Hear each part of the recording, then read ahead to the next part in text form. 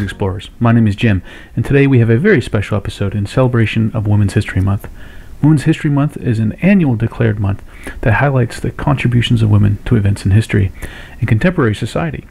In the United States, Women's History Month traces its beginnings back to the first International Women's Day in 1911. As part of this Women's History Month, we celebrate women's suffrage, signifying the drive of the people of this nation to better themselves and their country.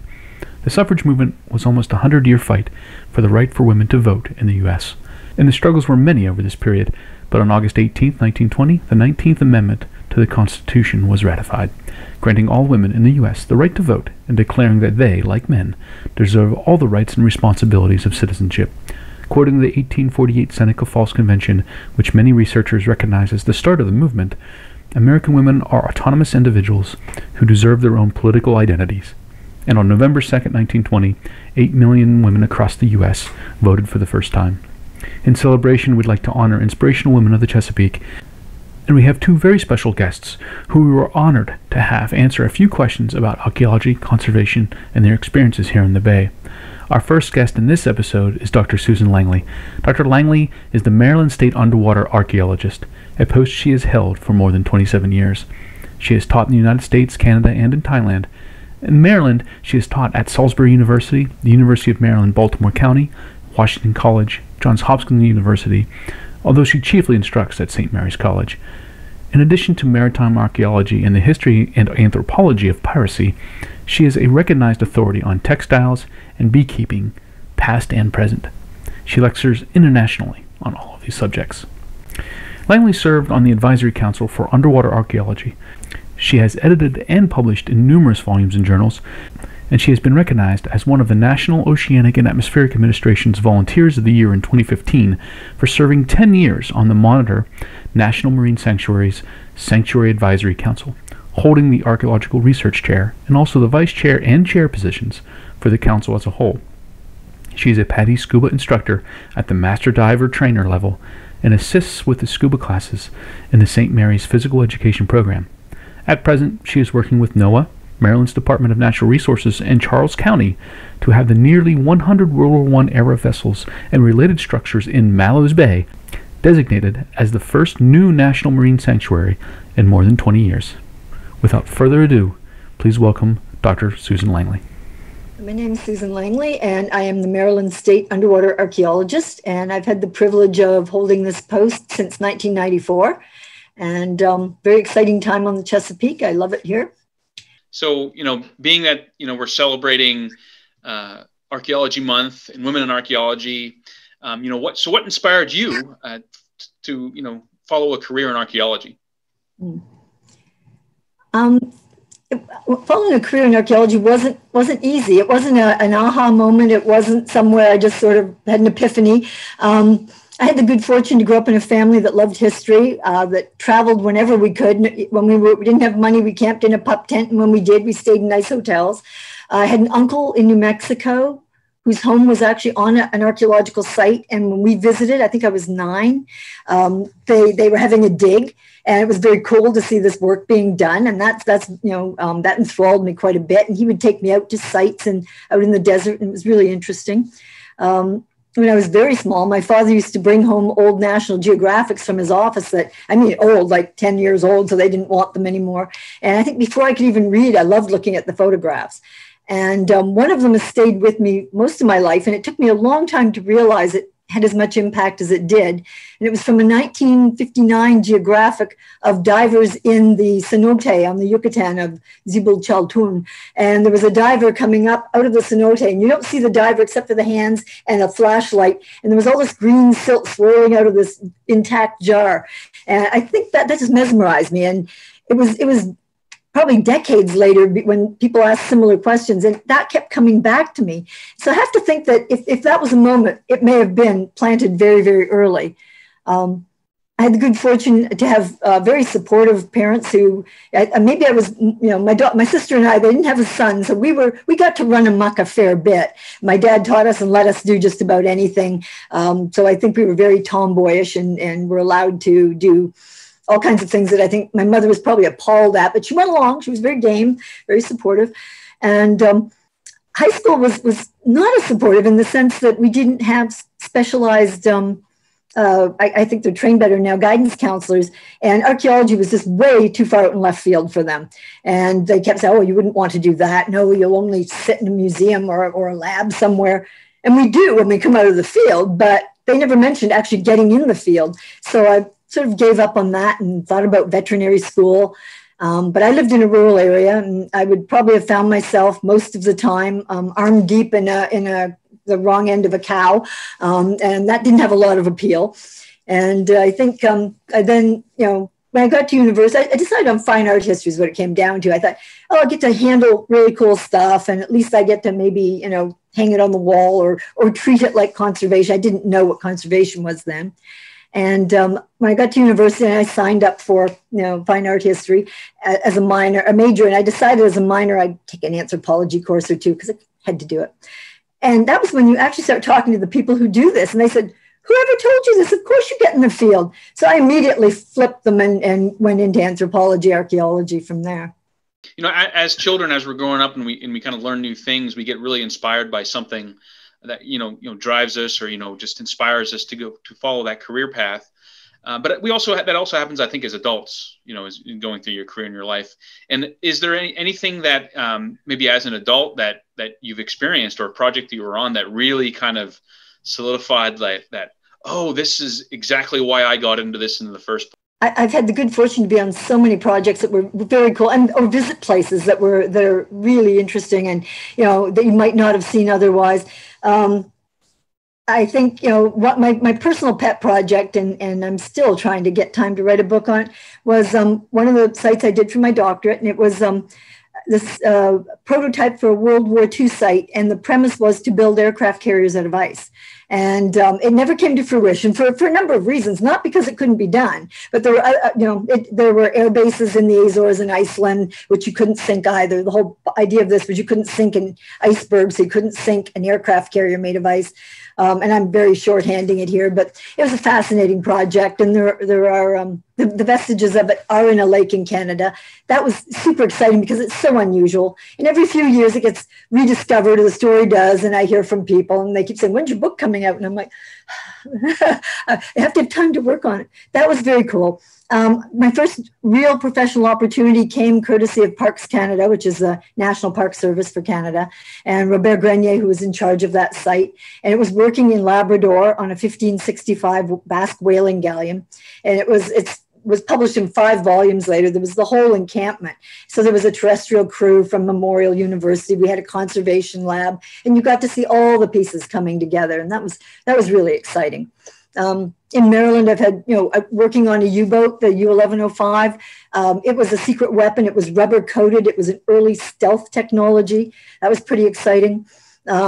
Working on the Mallows Bay, of course, a fleet, 100 World War I wooden steamships in one tiny half-mile wide embayment. Very exciting. Individual artifacts. I think one of the coolest finds was in Red Bay. It was finding a shoe with the laces still in it, the little wooden heel, the leather was pristine, and it humanizes the site. You start thinking about, no one died on this. They got off, it sank while it was still moored. So it's not a sad site. And so when you find it, but you think, who was this person? Do they have descendants? Do their descendants know that their ancestor came to the New World to whale? Do they, would I have liked this guy? Would I have thought he was a decent chap and had a beer with him, or would I thought he was, a jerk? That's the humanity. When you find the artifacts and you start thinking, or if you find like a child's toy or a piece of woman's jewelry in a place where you wouldn't have anticipated seeing children or women out in the frontier or something. I was I had the good fortune to be in South Georgia, down close to the Antarctic. And it was a whaling station and there were families, but you think about growing up there and when you see the toys and things, what was their life like? How different, that's the part that makes it really exciting for me. What about the Bay? Do you really love, like what things about the Chesapeake Bay really fascinate you in archaeology and ecology? But 2 of the sites I mentioned, the U-1105 and Mallows Bay, are in Maryland. They're both in the Potomac, actually. The Chesapeake's fascinating because of how it's changing, not always in a good way, but if John Smith came here today, he wouldn't recognize it. Between the erosion and sea level rise, many islands are missing. I can't say I love the visibility. It is the worst visibility I've ever dove in. Archaeology by Braille, I'm telling you. But the area is so beautiful, and it's just such an interesting place with such a depth of history. Goes back such a long way from and including the First Nations people to the earliest explorers. Granted, the Spanish did not come up here. There are people who think they did, but in a way it's good. I don't have to worry about treasure hunters. There's no treasure, so to speak. But the steamboat era was phenomenal in this area.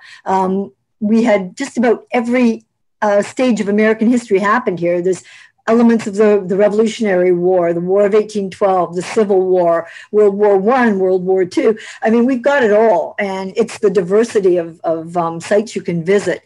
Some underwater, some in the intertidal zone, and protruding out of the water, and some of them on land. We look at them as a maritime cultural landscape. So, in your work in the Chesapeake, was there a time, or was there a time that was particularly challenging for you? It's mostly the environment. Obtained a new boat right around the turn of the millennium, and it was capable of doing offshore survey. The previous one we had was definitely a shallow water sort of coastline. We were able to purchase a new, larger boat that could deal with the coast. It had the deep V bow, get out in the bay, get out in the rivers. And we had the Park Service had approached us. They were like 13 years behind in doing their half-mile wide of shoreline from Assateague National Seashore down through Chincoteague to the inlet.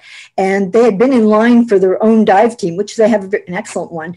But when you miss your turn in the queue because of a hurricane or something, you go to the bottom and they keep going through the net. So they had missed their turn and they were woefully behind, but they had some cash and they asked us to do their half-mile wide survey.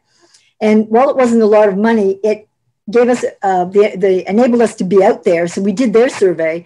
And then we did the other 2.5 miles from the Virginia line up and the 3 miles from Ocean City to the Delaware line. And we're able to survey all of Maryland's waters over 2.5 years. And that can be tricky because when a storm blows up suddenly, you have two choices.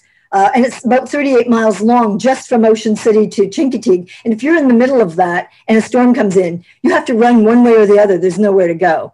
And it's very shoaly, and that can be very challenging. And there were a few times when you're having engine trouble and you've got your life jackets on just in case, and you've called the Coast Guard and they said they're sitting in the inlet. They're not even coming out. They're sitting in the inlet waiting for you. And we're actually starting to look at the beach going, should we just head for the beach and just let her roll and make a break for it?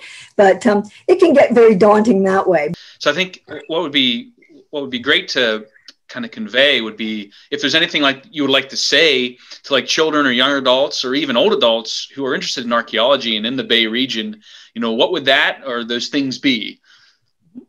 That's a really good question because, of course, we're always being asked about diversity and opportunities in the field, and archaeology, unfortunately, for millennia, not quite, but has always been a very WASP discipline. It's always been a very male-oriented discipline. We got a lot more women in it. We still need more, but that you don't see a lot of diversity, and we need to get the word out. We can't hire people who don't walk in the door, and we need to get the word out to high school level and to undergrads that, this is a career path you could take. You don't have to necessarily be a diver. If you're a good boat captain or if you are into GIS will get you anywhere. Or you learn the geophysical studies of side scan sonar. These are a little bit harder to pick up as an ordinary person. GIS you can get in school, but learning things like side scan sonar, magnetometer, sub-bottom profiler, and how to analyze the data, you will be marketable to many disciplines. If archaeology doesn't float your boat later, you can get into geology and the petrochemical industry. You can work for the Navy, even as a civilian. You can just be a surveyor for wind farms. You need those skills. So STEM and STEAM are doing a wonderful job getting young people into the maths and sciences, but we need to show them what the other opportunities are much younger so that they are coming up through university with this as a potential career path and joining in with us. But if you're not a diver and you're an older person and you have no intention of doing any of this, there's things you can do on citizen science studying erosion. Scotland has a fabulous system called Scape, and they actually set up viewing points with a little cutout for your phone camera, and they have people, everyone who goes by takes a picture and sends it in, and it monitors the coast. Anyone can do that. You can do that hiking. You can do that as long as you have a camera. That's all it takes. We had discussed when we had met last week, talking about some of the the heroes and the big figures in archaeology and ocean exploration that you kind of grew up with. And I look back, I'm at the generation, I'm like the next generation where I look back at these people, and these are like the icons. And you're in this class of these famous people like Sylvia Earle and all that, and have done tremendous work just like they have. And so when you were growing up, was there a role model from an even earlier decade in archaeology that? It's funny. I'll backtrack on what you said first, then I'll answer that. It was when you first start going to conferences, whether you're usually in grad school at that point, not always, some people start younger, and you see these people you've heard of. You see George Bass, who's touted as the father of underwater archaeology. I've since found out, no, he's not. I mean, he is, but it's two women who actually mentored him and brought him to his first sites and taught him how to. So I'm like, oh, we got to give the girls some credit here. But you see people like that, or you see someone whose textbook you use it in your undergrad class, and you're like, wow. And some of them are really nice, and some of them not so much. But you get a little disappointed in your heroes sometimes. But a lot of them are wonderful people, and they do bring you along. And I was talking to a colleague at one time, a couple of them, and I sort of said, and then you get to know them, and you get to be buddies, and you get to go drinking, we have a beer. Oh my God, I'm hanging with the big dogs. And after a while, they start retiring and moving on. And I was saying to a friend of mine, I said, God, I said, where are all the people that that you look up to? And he said, sweetie, we're them now. And I went, and you're there for all the younger people. And you go, oh my, I said, oh my, that's a lot of responsibility. But I did talk to one friend, and I said, they were and he said, look, he says, they were generation, version 1.0. He says, we're 1.5. There's an X or a 2. And it's just listening to people's perspectives. And I have to say, growing up, I think almost all people of my generation, you watched The Undersea World of Jacques Cousteau. And having done some research now, I'm much more enamored of his wife, Simone, than I am of him. He actually was a bit of a pill. And she sold her furs and jewelry to put navigational gear and fuel in the Calypso. And she was the very first woman aquanaut, as they call it, first woman scuba diver. And they did work on an archaeological site. So I will grant her guest status as an archaeologist. But yeah, and I did get to meet her. When I was working in Red Bay, Calypso came through. Jacques wasn't on it, but Simone was. And that was a moment. People like that. Some of the people I admired and who were supportive of me weren't necessarily underwater folks.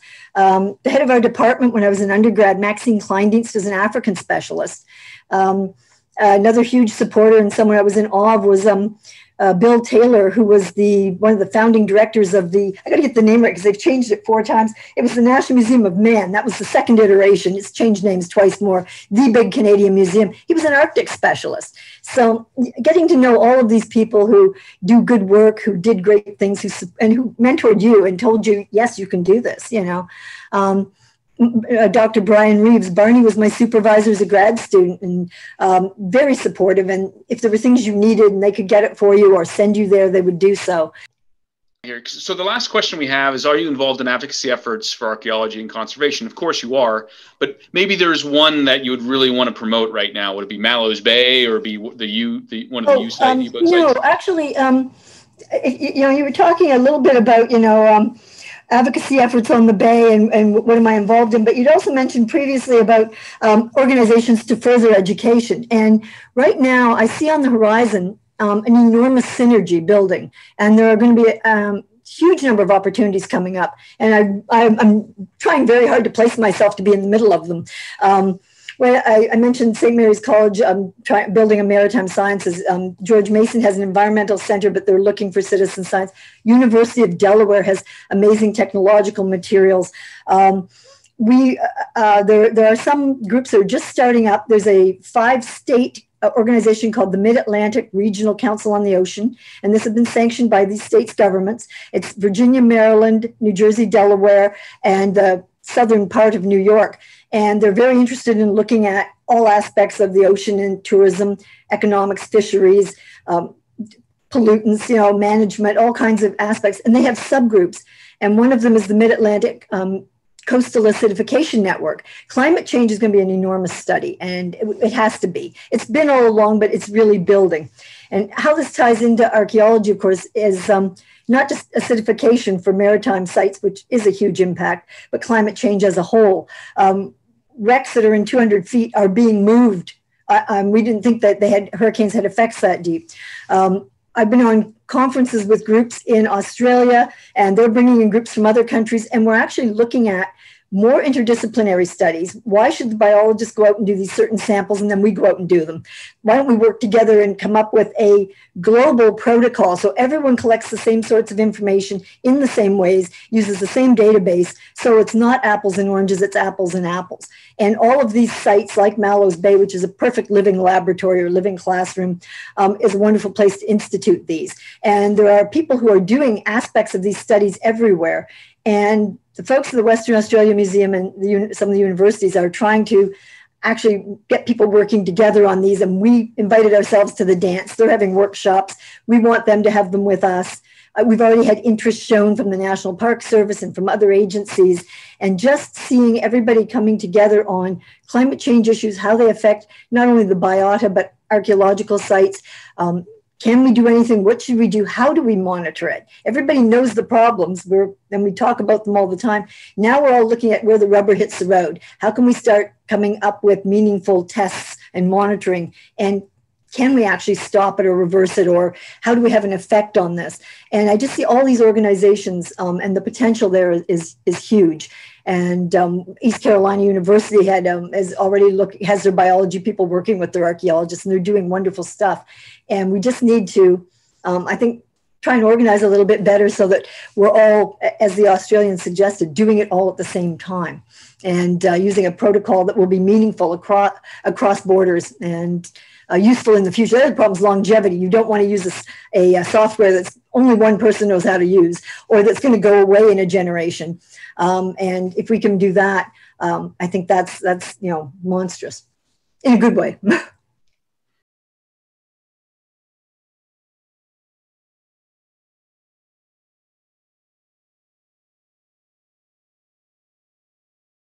Have you experienced any hardships? And I was trying to think about that, because immediately I leaped to that idea that they would say, oh, you were a woman coming up at that time, the bra burning era, or whatever, and all this, and you must have had a terrible time. You were the ones who broke trail for us. And I think that may have been the generation ahead of me, maybe, or maybe I just, I did not have a negative experience that way. Maybe I was lucky. Maybe I was oblivious and never noticed I was being harassed or discriminated. I don't think so. I think if you just work hard and don't expect any special favors and earn your keep, and I've never had a problem. The biggest problem I probably had was financial. I mean, it's, I couldn't volunteer on projects because I had to earn my keep in the summer.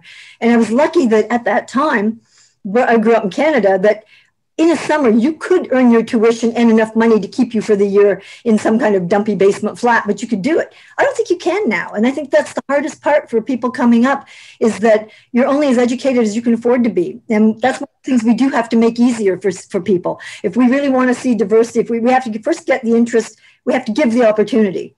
And that's the hardest part, I think. If you grew up in a family that watches, and I shouldn't say this because we did, watch sitcoms and kickboxing, and they aren't interested in history, and they don't travel, and you don't have a lot of money, first we have to show you if you don't watch Discovery Channel, show you what's out there, but also make it possible that you could actually do it and not end up with, crushing debt afterward.